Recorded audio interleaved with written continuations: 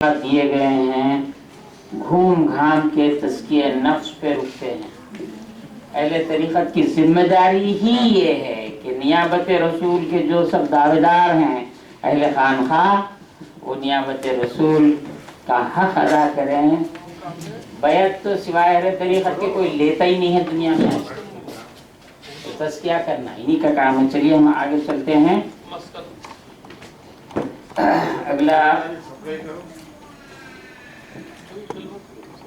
اگلا مقالہ ہے اصلاح معاشرہ، علماء و مشائخ کی مشترکہ ذمہ داری۔ یہ بھی اہم مقالہ ہے۔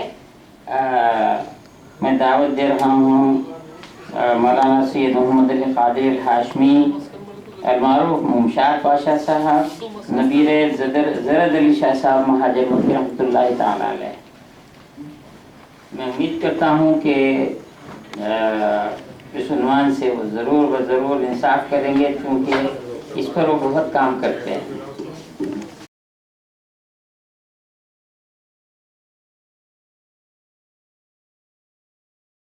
اللہ وبرکاتہ، نحمده ونصلی ونسلم علی رسوله النبی الکریم وآلہ الطاہرین واصحابہ الکاملین، اما بعد۔ قال اللہ تعالی فی القرآن الحکیم، اعوذ باللہ من الشیطان الرجیم، بسم اللہ الرحمن الرحیم، وَلْتَكُنْ مِنْكُمْ أُمَّةٌ يَدْعُونَ إِلَى الْخَيْرِ وَيَأْمُرُونَ بِالْمَعْرُوفِ وَيَنْهَوْنَ عَنِ الْمُنكَرِ وَأُولَئِكَ هُمُ الْمُفْلِحُونَ۔ آمنت باللہ، صدق اللہ العظیم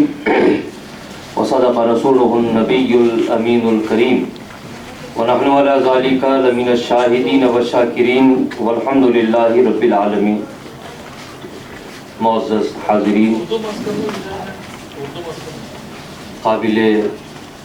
صد احترام مشائخ اعظام، علماء اکرام اور دختران ملت، میرے لیے یہ خوشی کی بات ہے کہ خلیفہ حضرت سید افتخار علی شاہ وطن رحمۃ اللہ علیہ، بانی مدرسہ صوفیہ، مجدد و مجتہدین، قائم حزب اللہ، حضرت سید اسماعیل ذبیح اللہ شاہ خدا نمائی افتخاری رحمۃ اللہ علیہ کے 57ویں عرس شریف کے موقع پر الاسماء الحسنی ٹرسٹ حیدرآباد کے زیر اہتمام منعقدہ ایک روزہ سیمینار میں شریک ہوں، اور اس موقع پر مشائخ اعظام اور علماء اکرام کی موجودگی میں مجھے کچھ گزارشات کا موقع میسر آیا ہے، اس لیے کہ اپنے ماحول میں گفتگو کرتے ہوئے یہ آسانی رہتی ہے کہ جو باتیں عمومی جلسوں اور عوامی ماحول میں کہنا مناسب نہیں رہتا، وہ باتیں کھلے دل سے کہی جا سکتی۔ سب سے پہلے یہ بات عرض کرتا چلوں کہ ہمارے اکابرین کا ہمیشہ سے یہ معمول رہا ہے کہ وہ حالات کے تغیر اور اس سے پیدا شدہ صورتحال پر مسلسل نظر رکھتے ہیں، اور اس حوالے سے سامنے آنے والے مسائل اور ضروریات کو نظر انداز کرنے کے بجائے ان کے حل کی صورتیں نکالتے ہیں، اس لیے کہ نئے پیدا ہونے والے مسائل کو نظر انداز کر دینا ان کا صحیح حل نہیں ہوتا، بلکہ ان کے مناسب حل کی طرف قوم کی رہنمائی کرنا مشائخ اعظام اور علماء اکرام کی مشترکہ ذمہ داری شمار ہوتا ہے۔ قابل مبارکباد ہے حضرت پروفیسر ڈاکٹر سید محمد تنویر الدین خدا نمائی افتخاری صاحب حفظہ اللہ، ڈائریکٹر مدرسہ صوفیہ و سابق صدر شعبہ فارسی عثمانیہ یونیورسٹی، کہ انہوں نے اکابرین کے طریقے کو باقی رکھا اور اس سیمینار کے انعقاد کے ذریعے بزرگوں کے عرس کے مقصد کو بھی واضح کیا۔ اس فقیر قادری کو حکم ہوا کہ اصلاح معاشرہ، علماء و مشائخ کی مشترکہ ذمہ داری کے حوالے سے اپنی بات رکھوں۔ حضرات گرامی قدر، اصلاح یہ لفظ عربی زبان میں باب فعال کا مصدر ہے، جس کے معنی ہے اردو میں کسی چیز کو درست کرنا، اور لفظ معاشرہ یہ عربی زبان میں معاشرت سے ماخوذ ہے، جس کے معنی ہے آپس میں زندگی گزارنا۔ ان دونوں جملوں کے اصطلاحی معنی ہے کہ آپسی زندگی میں جو خرابیاں ہیں ان کو دور کرنا۔ آپ اور ہم اس حقیقت سے بخوبی واقف ہے کہ اس روئے زمین پر مذہب اسلام ہی ایسا تنہا مذہب ہے جو زندگی کے ہر شعبے میں انسان کی رہنمائی کرتا ہے۔ اس سے ضمنی طور پر یہ بات بھی واضح ہو جاتی ہے کہ اسلام اصلاح معاشرہ کی زبردست تاکید کرتا ہے، بہین طور کہ جب اسلام زندگی کے ہر موقع پر انسان کی رہنمائی کرتا ہے، اور اصلاح معاشرہ کا مفہوم یہ ہے کہ انسان زندگی کے تمام نشیب و فرات کے مواقع کو درست کر لے۔ لہذا اسلام انسانوں کی جو رہنمائی کرتا ہے وہ اصلاح معاشرہ ہی کرتا ہے، کیونکہ جب انسان ہر موقع پر اسلام کے بتائے ہوئے طریقے پر چلے گا تو اصلاح معاشرہ کی فکر بھی کرے گا، اس لیے کہ اسلام کا اہم ترین سبق یہی ہے۔ اور معاشرے کی اصلاح بھی ہوگی، کیونکہ ایسا ہو ہی نہیں سکتا کہ اسلام کے بتائے ہوئے طریقے سے معاشرے کی اصلاح نہ ہو، کیونکہ اصلاح معاشرہ کسی ایک چیز کی اصلاح کا نام نہیں ہے، بلکہ ایک دوسرے سے ملحق آداب کو جاننا، صوم و صلات کے طریقے سیکھنا، سکھانا، سیاست و قیادت، عبادت و ریادت، درس و تدریس، تعلیم و تعلم، افہام و تفہیم، زہد و تقوی، مکارم اخلاق، حسن سلوک، اخوت و محبت، جود و سخاوت، دیگر اقوام کو خدائے واحد کی وحدانیت سے روشناس کروانا، منکرین انبیاء کو نبیوں کی نبوت اور رسولوں کی رسالت سے متعارف کروانا۔ اسی طرح قوم کو شراب نوشی، جوا، سٹہ بازی، مکر و فریب، سود خوری اور زناکاری سے بچنے کی تاکید کرنا، یہ سب اصلاح معاشرہ میں شامل ہے۔ لہذا جب یہ چیزیں ہمارے معاشرے میں آ جائیں گی اور لوگ اسلام کے احکامات پر عمل پیرا ہوں گے تو اللہ تبارک و تعالیٰ راضی ہوگا، اور جب وہ راضی ہوگا تو برکتوں کا نزول ہوگا، رحمت الہی متوجہ ہوگی، اور پھر دنیا میں اسلام کا جھنڈا لہرائے گا، امن و امان کا دور دورہ ہوگا، ایک دوسرے کے حقوق کا لحاظ کیا جائے گا، بڑے لوگ رحم دل اور چھوٹے باادب ہوں گے، اور پھر دنیا کے ساتھ ساتھ ہماری آخرت بھی سنور جائے گی۔ حضرات گرامی قدر، مذکورہ والا تمام باتوں سے یہ بات بھی روز روشن کی طرح عیاں ہو جاتی ہے کہ اصلاح معاشرہ کی اسلام میں کتنی اہمیت ہے۔ اسی اصلاح معاشرہ کے لیے اللہ تبارک و تعالیٰ نے کم و بیش 1,24,000 انبیاء اکرام اس دنیا میں بھیجے۔ اصلاح معاشرہ کے لیے ہی حضور اقدس صلی اللہ علیہ وآلہ وسلم نے بہت سی تکالیف کا سامنا فرمایا۔ یہ سب حضور اقدس صلی اللہ علیہ وآلہ وسلم نے اصلاح معاشرہ کے لیے ہی کیا، کیونکہ جب معاشرہ درست ہو جائے گا تو امت کی آخرت سنور جائے گی، اور پھر یہ حضور اقدس صلی اللہ علیہ وسلم کے لیے بھی باعث فخر ہوگا۔ اسی لیے اصلاح معاشرہ کا کام اتنی اہمیت کا حامل ہے، اور ہمارے آقا و مولا حضور اقدس صلی اللہ علیہ وآلہ وسلم نے اتنی قربانیاں دیں، تو ہمیں بالخصوص مشائخ اعظام علماء کرام کو اس کی کتنی فکر کرنی چاہیے۔ اصلاح معاشرہ کرنا، معاشرے کی اصلاح کرنا خاص طور پر مشائخ اعظام اور علماء کرام کا دینی اور دنیاوی فریضہ ہے۔ دینی اس اعتبار سے کہ رضا الہی نصیب ہوگی، دنیاوی اس اعتبار سے کہ جب لوگ اسلام کے طریقے پر چلیں گے تو دنیا میں بھی سکون ہوگا۔ لہذا جب دین دنیا کی بھلائی اسی اصلاح معاشرہ میں ہے تو کیوں نہ اصلاح معاشرہ کی طرف توجہ کی جائے۔ اصلاح معاشرہ کی فکر کے ساتھ ساتھ کچھ ذمہ داریاں بھی ہم پر عائد ہوتی ہیں، اگر ان ذمہ داریوں سے صرف نظر کر لیا جائے تو اصلاح معاشرہ ہو ہی نہیں سکتا۔ اللہ تبارک و تعالیٰ نے انسانوں میں دو طرح کے لوگ بنائے ہیں۔ پہلی قسم میں وہ لوگ ہیں جو اصلاح معاشرہ کا کام انجام دے سکیں، یعنی مشائخ اعظام اور علماء کرام۔ اللہ تبارک و تعالیٰ نے ان میں سے ہر ایک کو اپنے خاص فضل و کرم سے نوازا ہے۔ دوسری قسم میں وہ لوگ ہیں کہ معاشرے میں جن کی اصلاح کی ضرورت ہے، اللہ تبارک و تعالیٰ نے ان دونوں حضرات پر کچھ ذمہ داریاں بھی عائد کی ہیں جو قرآن و حدیث میں بکثرت موجود ہے۔ تم میں سے جب کوئی برائی کو دیکھے تو اس کو اپنے ہاتھ سے دور کر دے، اگر ہاتھ سے دور نہ کر سکے تو زبان سے منع کر دے، اور زبان سے بھی منع کرنے کی استطاعت ہمت نہ رکھے تو کم از کم دل میں برا سمجھے، اور یہ ایمان کا سب سے ضعیف یعنی کم تر درجہ ہے۔ اس لیے پہلی قسم کے لوگوں یعنی مشائخ اعظام اور علماء کرام کی ذمہ داری یہ ہے کہ معاشرے میں جب بھی کوئی برائی دیکھیں تو اسے روکنے کی کوشش کریں، اور اگر اپنے ہاتھ سے روک سکتے ہیں تو ہاتھ سے روکیں، ورنہ زبان سے، اور سب سے کم تر درجہ ہے کہ اس کو اپنے دل میں برا سمجھیں۔ اگر آپ سے یہ بھی نہیں ہو سکتا تو آپ کو اپنے ایمان کے جانچنے کی ضرورت ہے، کیونکہ حدیث شریف میں مذکور ہے کہ یہ تو ایمان کا سب سے کم درجہ ہے۔ دوسری قسم کے لوگوں کی ذمہ داری یہ ہے کہ اگر ان کو قرآن و حدیث کی روشنی میں کسی چیز سے روکا جائے تو عناد و سرکشی و ہٹ دھرمی کے بجائے فوراً روکنے والے کی بات کو بخوشی قبول کریں، کیونکہ اللہ تعالیٰ بھی یہی چاہتا ہے۔ فرماتا ہے کہ یا ایھا الذین آمنوا اطیعوا اللہ واطیعوا الرسول واولی الامر منکم، اے ایمان والو حکم مانو اللہ کا اور حکم مانو رسول اللہ کا، اور ان کا جو تم میں حکومت والے ہیں یعنی پہلی قسم کے لوگ مشائخ اعظام اور علماء کرام وغیرہ،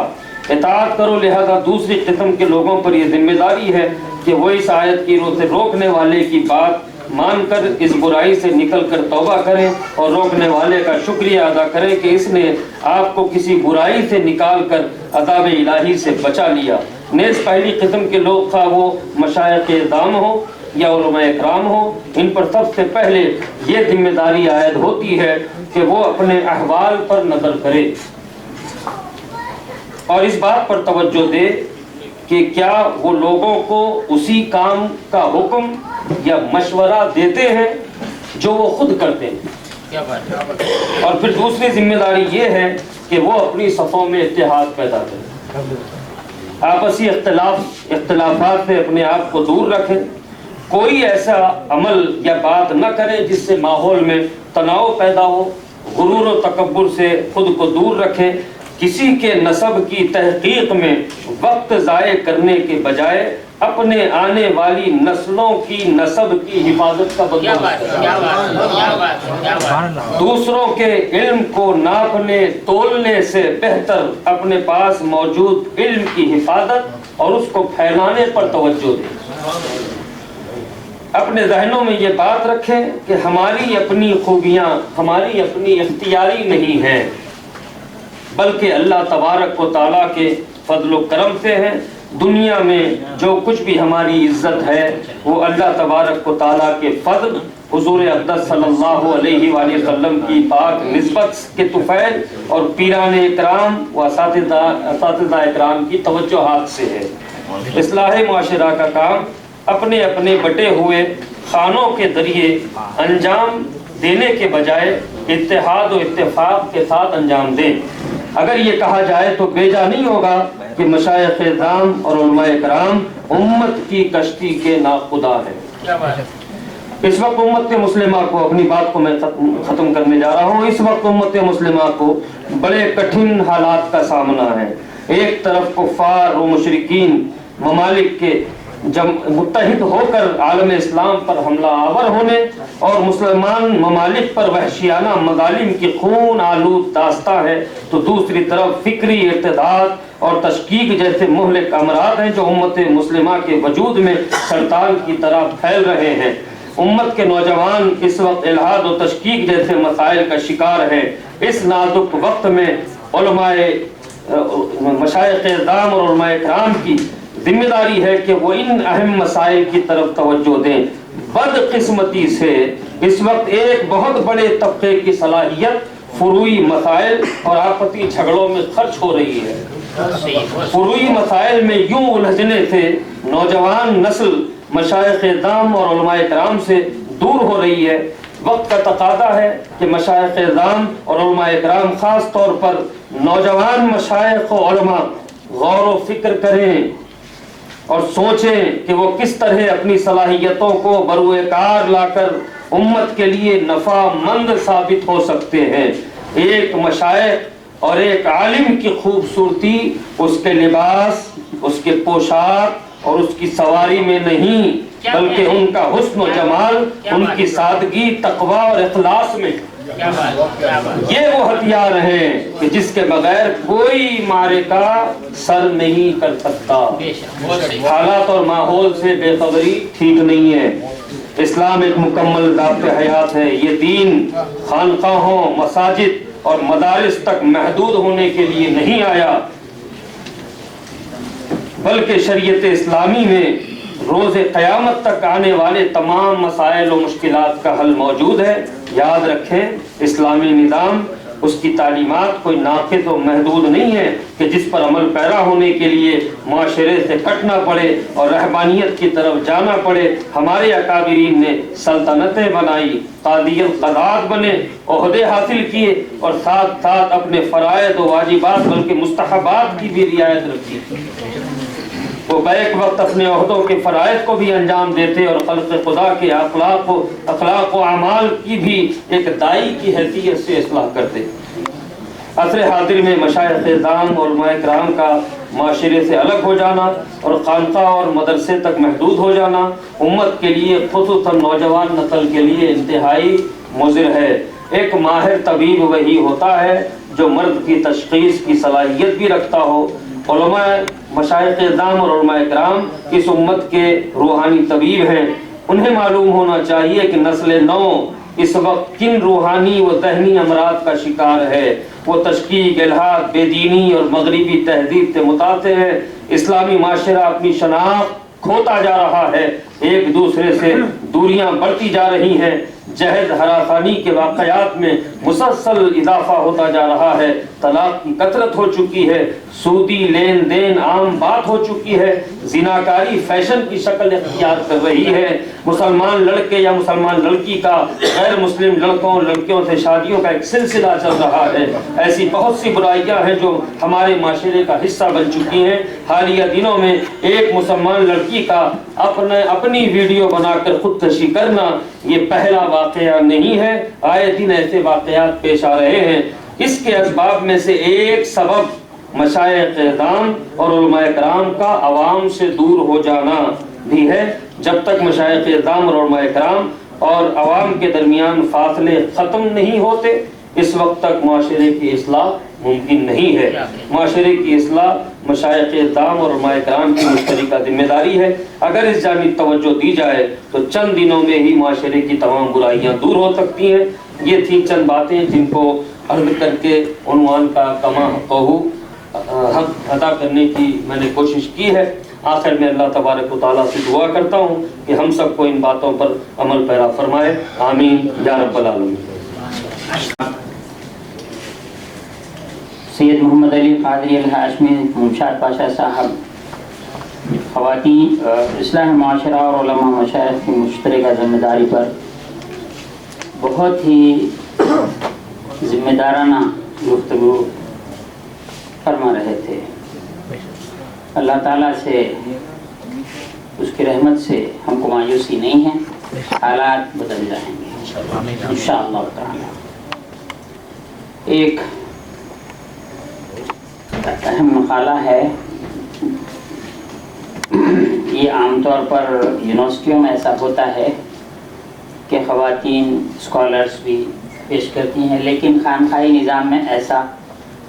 بالکل نادر واقعہ سمجھ لیجئے اس کو، لیکن یہ ہم نے آمدن کیا ہے۔ نیکسٹ سیمینار، سمپوزیم اور کانفرنس صرف خواتین کے لیے منعقد کریں گے تاکہ ان میں اویئرنیس لایا جائے۔ یہ بنیاد کے طور پہ میں نے یہ رکھا ہے۔ یہ شرعی پری میرج کاؤنسلنگ، شادی سے پہلے جن کی شادی ہو رہی ہے، ہونے جا رہی ہے، لڑکوں کی کلاسز ہوں، لڑکیوں کی کلاسز ہوں، ان کو حقوق بتلائے جائیں، ذمہ داریاں بتلائی جائیں دونوں کو۔ اس کے بعد یہ اس جانب جو یہ پری میرج کاؤنسلنگ، یہ اصطلاح چل پڑی ہے۔ ہم اردو ترجمہ کرتے تو شاید لوگ نہ سمجھتے، ہم نے اس کو یہی رکھ دیا ہے۔ جامعہ نظامیہ کا جو زنانی شعبہ ہے جامعہ کلیت البنات، وہاں کی کامل تفسیر فاضل میں گولڈ میڈل یافتہ، کامل تفسیر میں گولڈ میڈل یافتہ عالمہ سیدہ مشکورہ بی بی صاحبہ ہیں، جو مولانا آزاد نیشنل یونیورسٹی سے پی ایچ ڈی کر رہی ہیں، اور اردو میں اگر کہہ دوں تو شعر زود اندلس میں زاہدانہ اشعار اس پر ہے۔ میں عالمہ سیدہ مشکورہ بی بی صاحبہ کامل تفسیر جامعہ نظامیہ سے خواہش کروں گا کہ وہ شرعی پری میرج کاؤنسلنگ کی اہمیت اور ضرورت پر روشنی ڈالیں۔ یہ بنیاد ہے نیکسٹ کانفرنس کی، سیمینار کی، جو صرف عورتوں کے لیے ہوگی انشاءاللہ تعالی۔ مشکورہ بی بی۔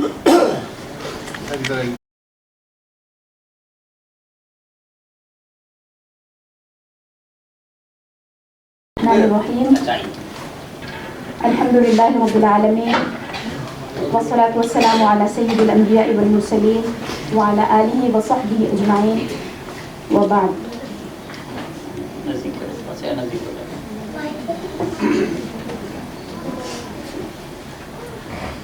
معزز مہمانان کرام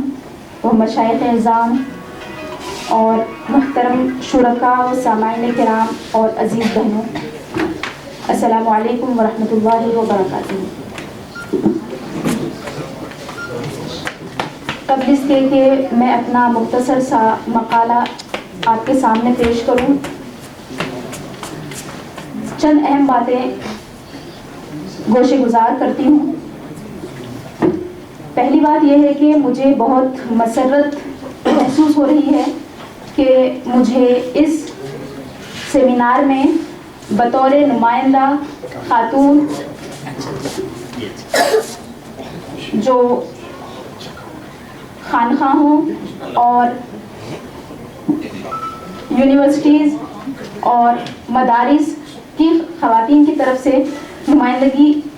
کا موقع دیا گیا ہے، میں اس کے لیے شکر گزار ہوں، اور میں اس کو ایک انقلابی اقدام سمجھتی ہوں مدرسہ صوفیہ اور الاسماء الحسنی ٹرسٹ کی جانب سے۔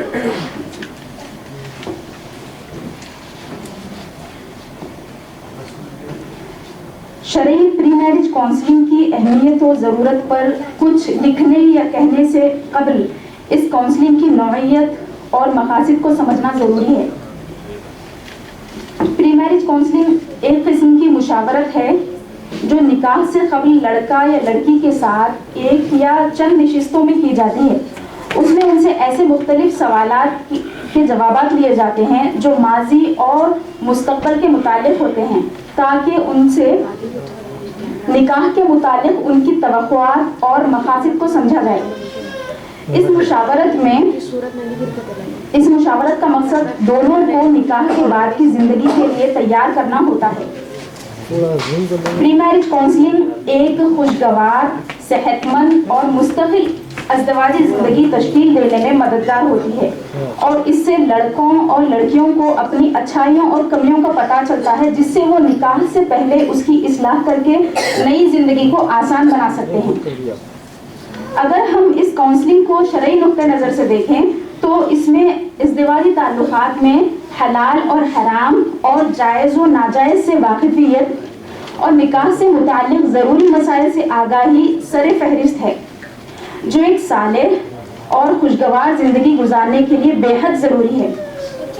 نکاح سے متعلق شرعی مسائل سے ناواقفیت کی وجہ سے بہت سے چھوٹے چھوٹے مسائل کا حل جاننے کے لیے لوگوں کو علماء سے رجوع کرنے کی ضرورت پڑتی ہے۔ حالانکہ اگر شرعی پری میرج کاؤنسلنگ کا اہتمام کیا جائے تو اولاً ایسے مسائل پیش نہیں آئیں گے، اور پیش آنے کی صورت میں زوجین ان مسائل کو خود ہی سلجھا سکیں گے۔ شرعی پری میرج کاؤنسلنگ کی ضرورت و اہمیت پر آتے ہیں۔ اس موضوع کی اہمیت کا اندازہ خواتین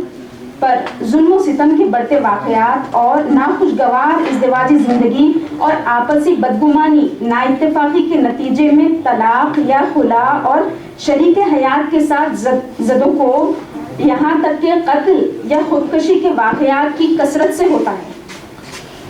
میں یہاں پر اس موضوع پر بات کرتے ہوئے یہ بات بتانا ضروری سمجھوں گی، چونکہ پری میرج کاؤنسلنگ ایک ایسا موضوع ہے جس کو عام طور پر شجرہ ممنوعہ سمجھا جاتا ہے، اس پر بات کرنا اچھا نہیں سمجھا جاتا ہے، معیوب سمجھا جاتا ہے۔ تو اس موضوع کی نزاکت اور حساسیت کے متعلق مجھے یہ بات ذکر کرنا بہت ضروری سمجھ میں آتا ہے کہ مجھے پری میرج کاؤنسلنگ کی اہمیت کا اندازہ اس وقت ہوا جس وقت میں کلیۃ البنات جامعہ نظامیہ میں تدریسی خدمات انجام دیتی تھی۔ اس کے بعد ابھی تک وقتاً فوقتاً لڑکیاں مجھ سے شادی سے پہلے یا پھر بعد میں رابطہ کرتی ہیں، اور عام طور پر ایسا ہوتا ہے کہ ان کے ساتھ زندگی میں ناخوشگوار واقعات آتے ہیں، الجھنیں ہوتی ہیں، وہ ڈپریشن کا شکار ہوتی ہیں، تو مجھ سے پرسنلی وہ ملاقات کرتی ہیں اور پوچھتی ہیں۔ اور میرے ساتھ شروع میں 2-4 سال پہلے ایسا ہوتا تھا کہ میرے پاس بہت سارے مسائل کا اطمینان بخش اور علمی جواب نہیں ہوتا تھا۔ ان میں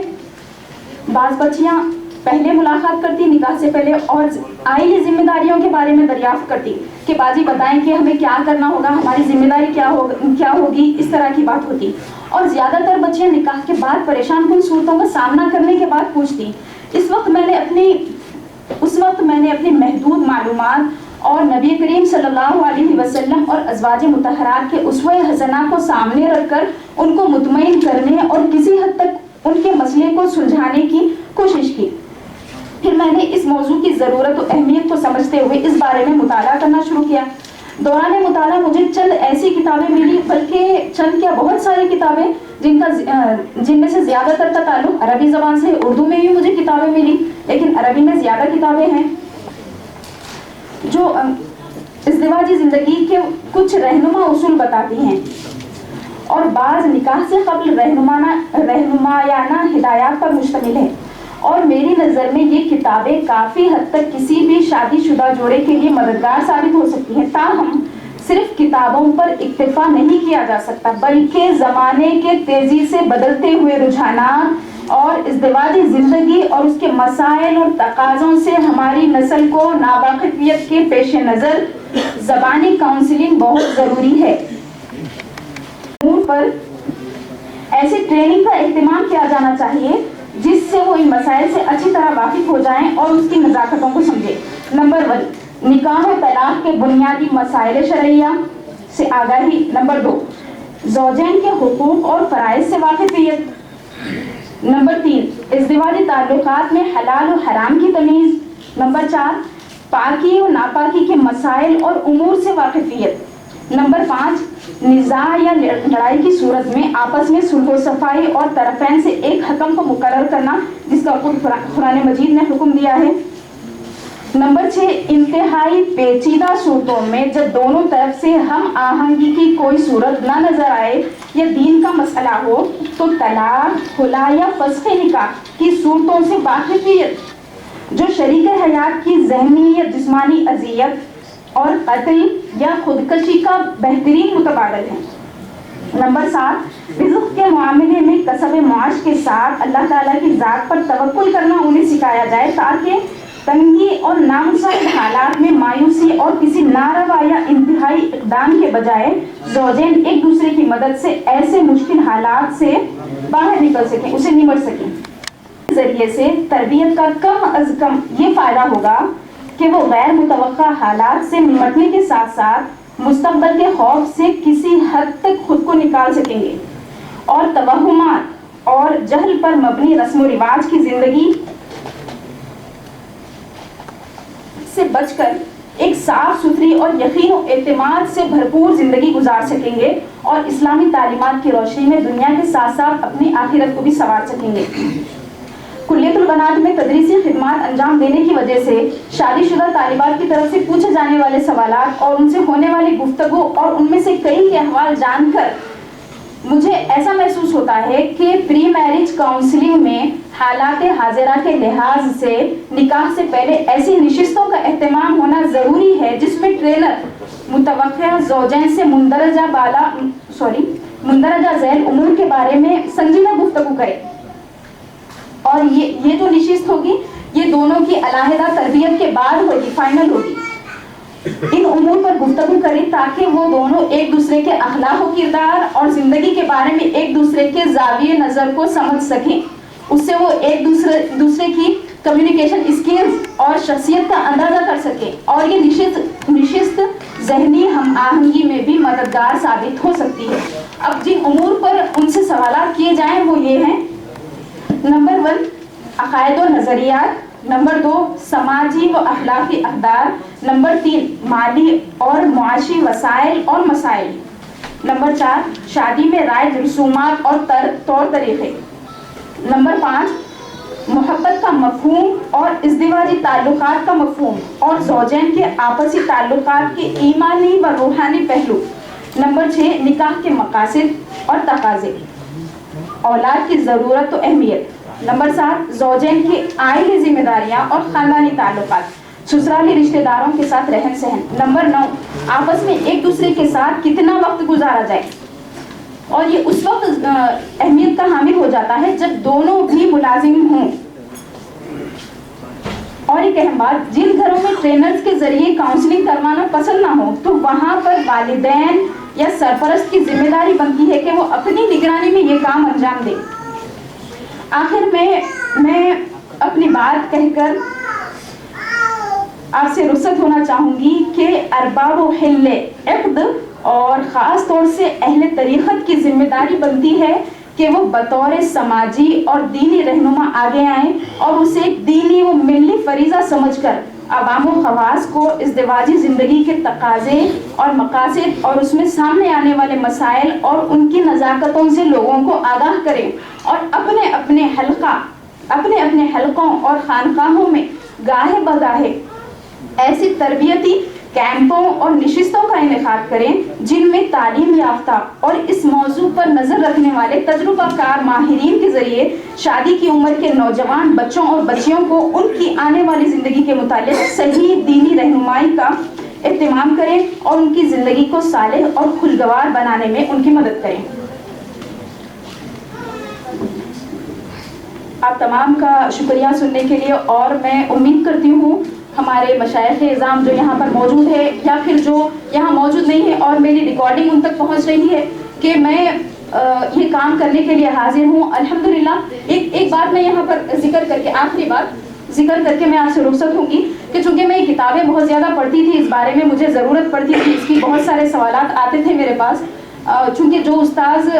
دوست کی طرح ہوتا ہے، بچے ان سے اپنی دل کی بات بتا لیتے ہیں۔ بعض بچیوں کی تو بات یہ ہوتی تھی کہ باجی ہم یہ بات امی کے سامنے نہیں بول سکتے، بڑی بہن کے سامنے نہیں بول سکتے، ہم آپ کے سامنے یہ بات بول رہے ہیں، تو وہ مسئلے کا حل کرنا ایک ٹیچر کی بھی ذمہ داری ہو جاتی ہے۔ تو میں یہاں پر یہ کہہ رہی ہوں کہ میری بات جن مشائخ اعظام تک یا علماء کرام تک پہنچ رہی ہے، یا پھر جو مشائخ طبقے میں سے نہیں ہے اور علماء بھی نہیں ہے، عوام ہے اور اہل علم ہے، تو میں ان سے یہ کہنا چاہ رہی ہوں کہ جو اس میدان میں کام کرنا چاہتے ہیں وہ آگے آئیں اور الاسماء الحسنی ٹرسٹ، مدرسہ صوفیہ یا پھر ہماری ویب سائٹ www.sufischool.com پر سے رابطہ کریں ہم سے۔ انشاءاللہ تعالی ہم منظم طریقے سے یہ کام کرنا شروع کریں گے، چونکہ یہ کام ہم اگرچہ کرنا چاہتے تھے، اس کی ضرورت کو سمجھتے تھے، لیکن جو واقعے ہو رہے ہیں بطور خاص، جس واقعے کا بار بار ذکر ہو رہا ہے وہ عائشہ نامی لڑکی کا، اس کے بعد ہمیں اپنی ذمہ داری کا احساس بڑھ گیا ہے بطور عالمہ یا پھر بطور ایک اسکالر، ایک ذمہ دار شہری۔